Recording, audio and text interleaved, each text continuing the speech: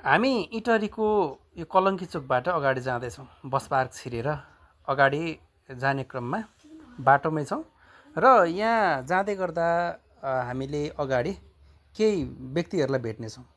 जो व्यक्तिहरू दुई तिनजना सडकमा निस्किन्छन् र उनीहरूले गाडीलाई रोक्छन्। रोकिसकेपछि उनीहरूले पैसा माग्छन्।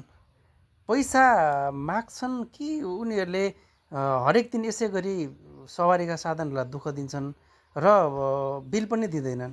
यो पैसा कहाँबाट उठाइएको छ, किन उठाइएको छ, कसले लगाइरहेको छ भन्ने कुरा हुँदैन।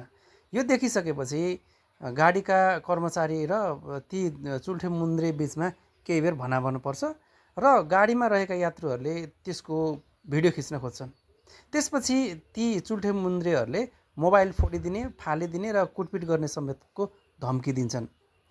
पछिल्लो समय इटहरीका हरेक गौडाहरूमा यस्ता गतिविधिहरू देखिएको यातायात क्षेत्रका जानकारहरू बताउँछन्। यसले के देखिन्छ भन्दा पछिल्लो समय यो असुली धन्दा बढेको छ र यसमा प्रशासनको समेत संरक्षण भएको भनेर भन्ने गरिएको छ। ट्राफिक प्रहरीले समेत यसबाट केही रकमहरू प्राप्त गर्ने र इटहरी उपमहानगरपालिकाले यसलाई संरक्षण गरेको र इटहरी उपमहानगरपालिकाको मेयरको समेत साथ र संरक्षण रहेको भनेर भन्ने गरिएको छ।